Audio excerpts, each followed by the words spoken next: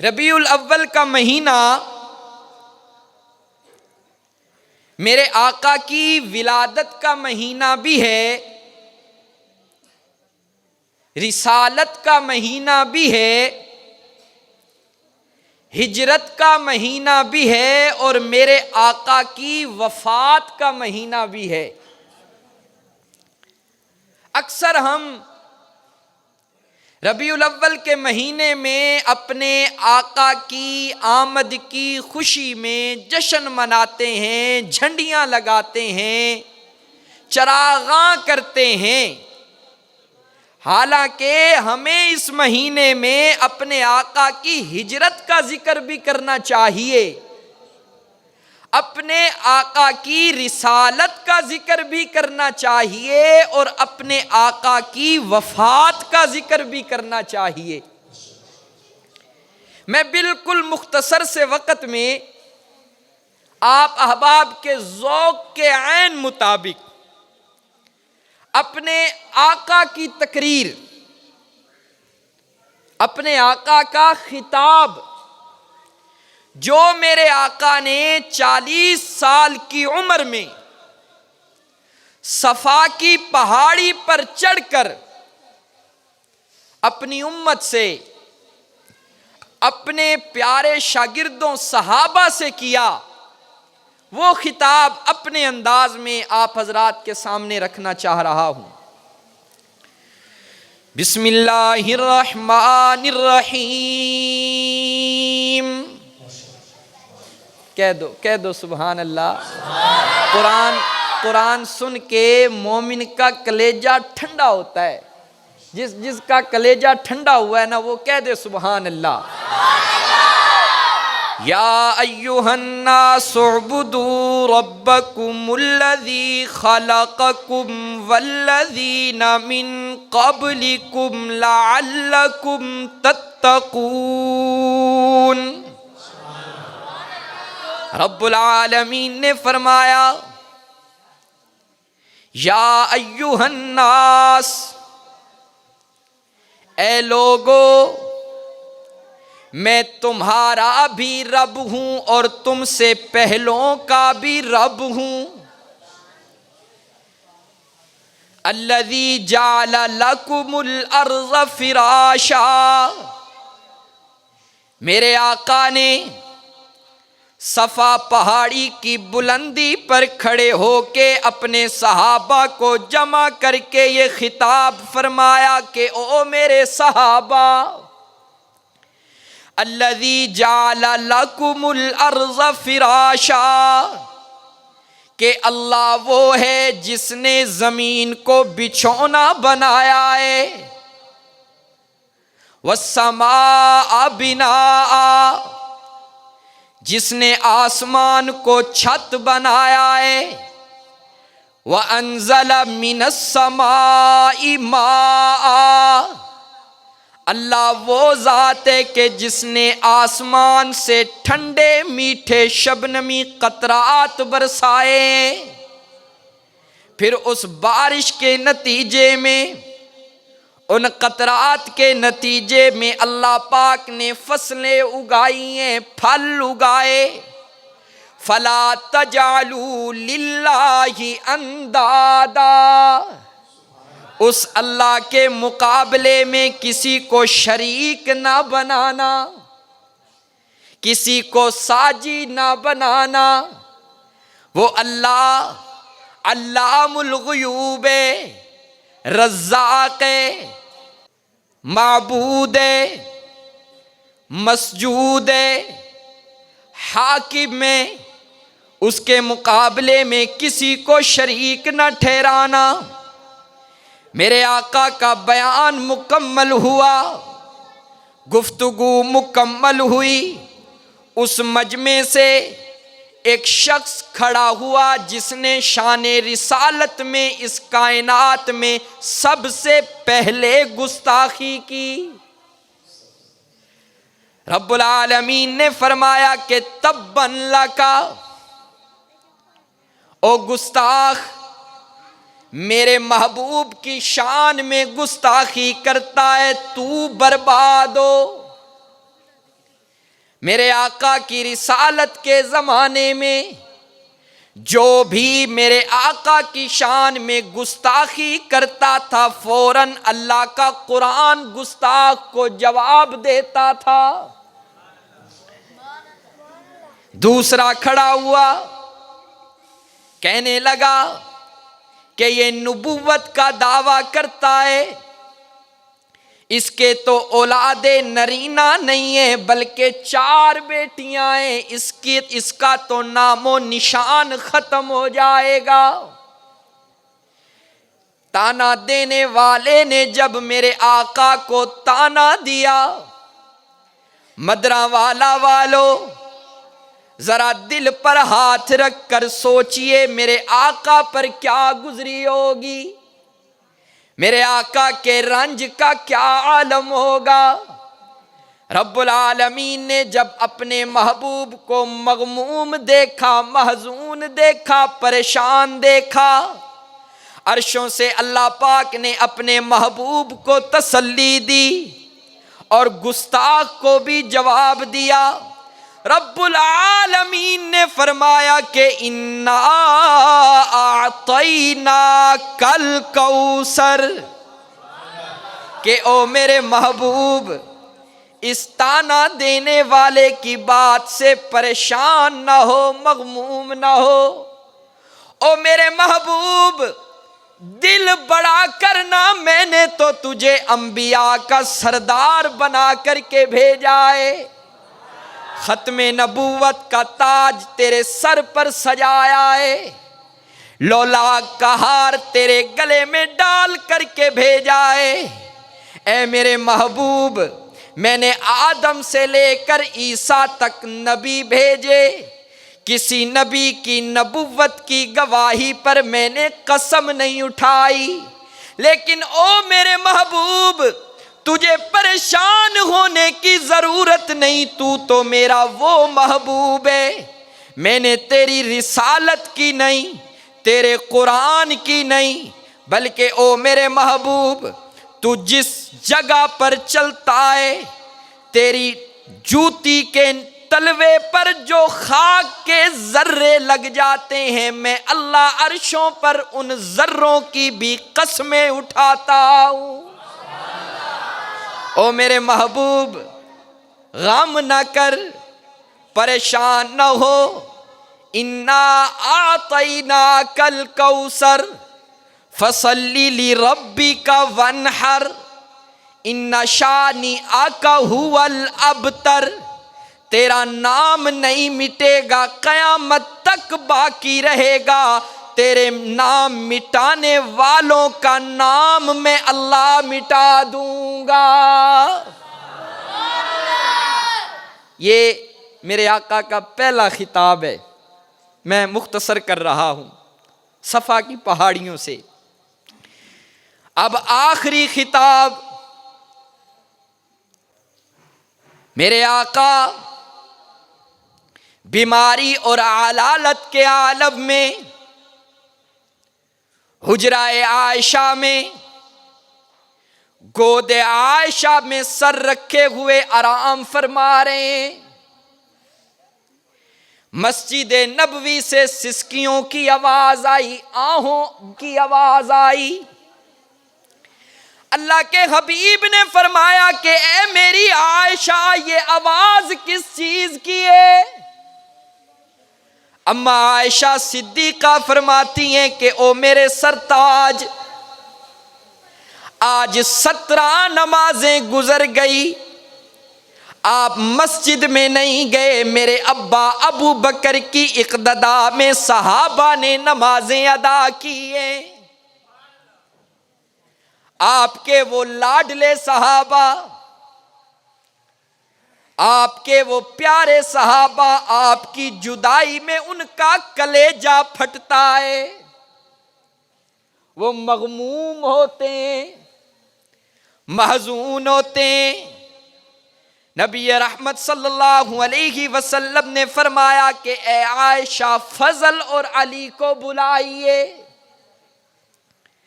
حضرت فضل اور علی رضوان اللہ تعالی علیہم اجمعین کو بلایا گیا۔ میرے اور آپ کے آقا کندھوں پر سہارا لے کر مسجد نبوی میں پہنچے، منبر پر تشریف فرما ہوئے۔ میرے آقا نے منبر پر بیٹھتے ہوئے اپنے خطاب کا آغاز فرمایا کہ یا ایھا الناس،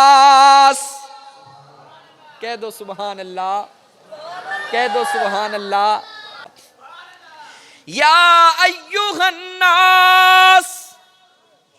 اور یہ بھی میرے آقا کی خصوصیت ہے کہ جب بھی اپنی قوم کو پکارا تو یا ایھا الناس کہا۔ اس سے پہلے جو نبی جو رسول آئے، وَإِلَىٰ عَادٍ أَخَاهُمْ هُودًا قَالَ يَا قَوْمِ وَإِلَىٰ ثَمُودَ أَخَاهُمْ صَالِحًا قَالَ يَا قَوْمِ۔ تو نبی رحمت صلی اللہ علیہ وسلم کی یہ خصوصیت تھی، فرمایا کہ یا ایھا الناس، اے لوگو روتے کیوں ہو؟ کیا فرمایا؟ کو روتے کیوں ہو؟ صحابہ کرام زار و قطار رونے لگے۔ اللہ کے حبیب نے منبر پر بیٹھتے ہوئے اپنا بیان شروع کرتے ہوئے فرمایا کہ اللہ نے اپنے ایک بندے کو اختیار دیا ہے کہ وہ جتنا دنیا میں رہنا چاہے رہ لے، اگر وہ آنا چاہے تو میں اللہ عرش بری پر اپنے اس بندے کا منتظر ہوں۔ صحابہ کرام نے اللہ کے حبیب کی جب یہ بات سنی، جناب سیدنا ابو بکر صدیق رضی اللہ تعالی عنہ زار و قطار رونے لگے، اور صحابہ تو یہ راز نہ سمجھ سکے، لیکن قربان جاؤں عاشق صادق ابو بکر صدیق پر، عرض کی فداک امی و ابی یا رسول اللہ، میرے ماں باپ آپ پر قربان، میری اولاد آپ پر قربان، اے میرے آقا چھوڑنے کی باتیں تو نہ کیجئے نا، جانے کے اشارے تو نہ دیجئے نا۔ اللہ کے حبیب نے جب اپنے ابو بکر کی یہ بات سنی، فرمایا کہ او لوگو، ابو بکر میرا ایسا یار ہے، میرا ایسا محسن ہے، میں نے دنیا کے اندر سب کا قرضہ، سب کے احسان اتار دیے، لیکن ابو بکر میرا وہ محسن ہے کہ اس کے احسان قیامت کے دن اللہ اتارے گا۔ یہ آخری میرے آقا کا، یہ میرے آقا کا آخری خطبہ وفات سے قبل کا بیان ہے۔ اس میں مختلف موضوع ہیں، اگر اس بیان کو مختلف حصوں میں تقسیم کیا جائے تو اس میں ایک موضوع شان صدیق اکبر بھی ہے۔ فرمایا کہ یہ میرا وہ یار ہے، میرا وہ محسن ہے، میں نے سب کے احسان اتار دیے، میرے ابو بکر کے احسان اللہ اتارے گا۔ توجہ میری طرف رہے۔ پھر فرمایا کہ یا ایھا الناس، اے لوگو الصلاۃ، میرے بعد نماز کو نہ چھوڑنا۔ کہیں تمہارے مشاغل، تمہارے کاروبار، تمہاری مجلسیں تمہیں نماز سے غافل نہ کر دیں، میرے بعد نماز کو نہ چھوڑنا، نماز تو میری آنکھوں کی ٹھنڈک ہے۔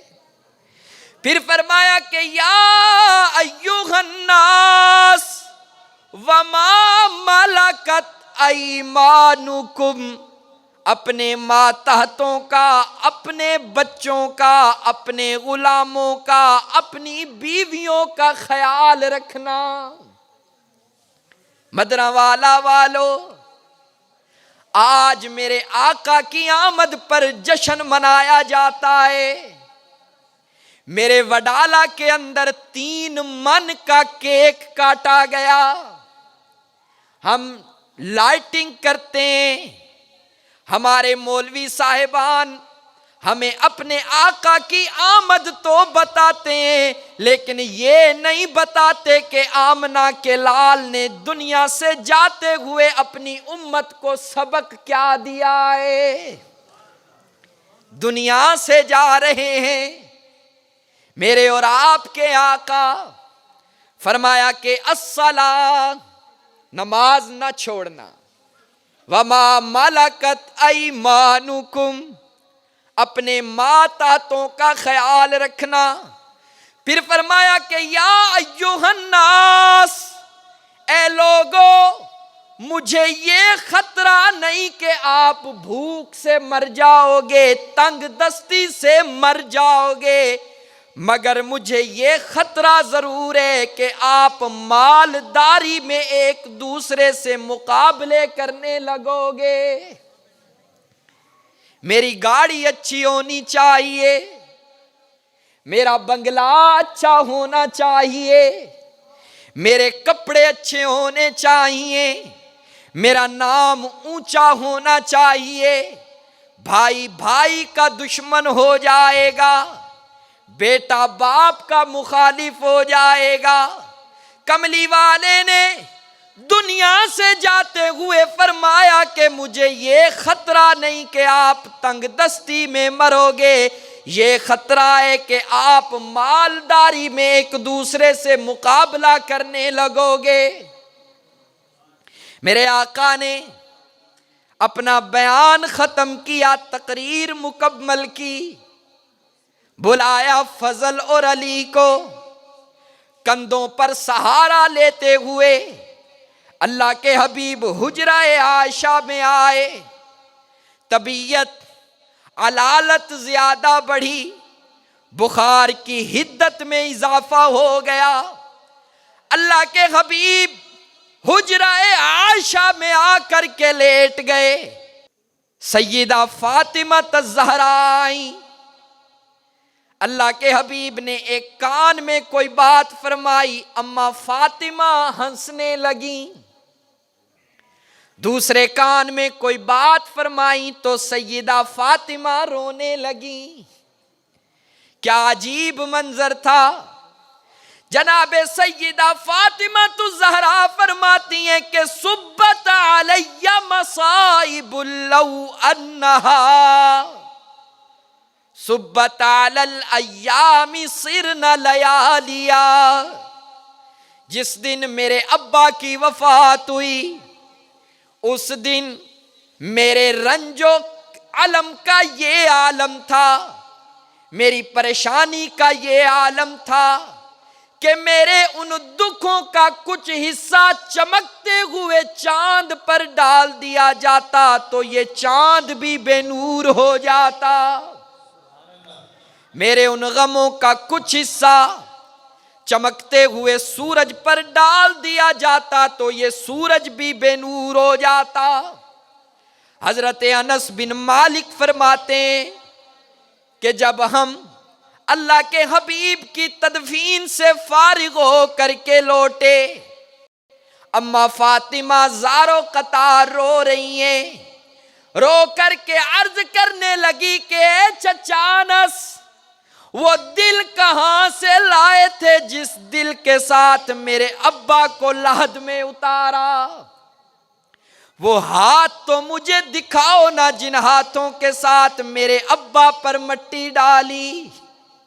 تقدیر مسکرا رہی تھی، فرمایا کہ اے فاطمہ غم نہ کر، جو بھی اس دنیا میں آئے گا اسے ایک دن موت کا ذائقہ چکھنا پڑے گا۔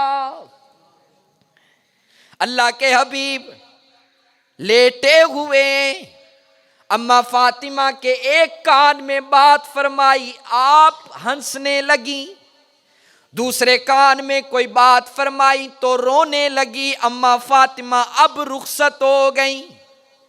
جناب عائشہ صدیقہ فرماتی ہیں کہ اتنے میں میرا بھائی عبد الرحمن بن ابی بکر آیا، مسواک کرتے ہوئے اللہ کے حبیب کی عیادت کے لیے۔ اللہ کے حبیب نے طلب کی نگاہوں کے ساتھ عبد الرحمن کی طرف دیکھا۔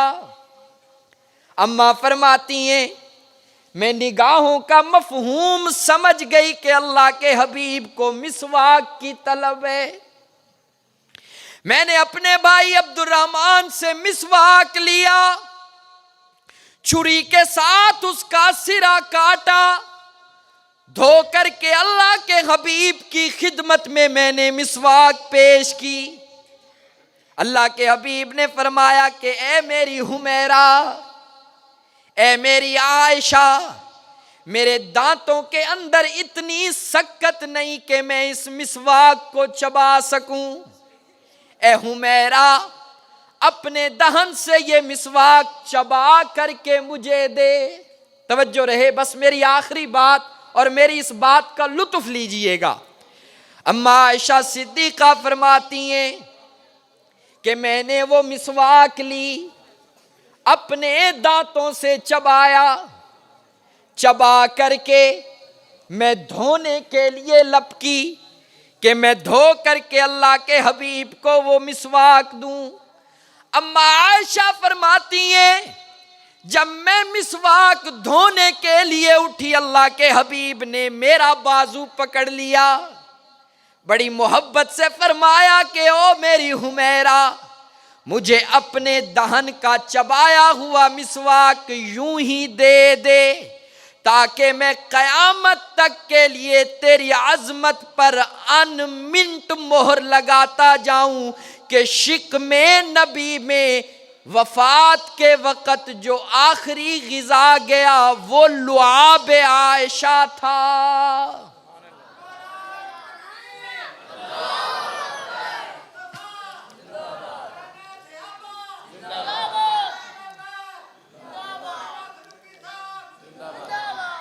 اما عائشہ صدیقہ فرماتی ہیں کہ اللہ کے حبیب نے میرے دہن کا چبایا ہوا مسواک کیا۔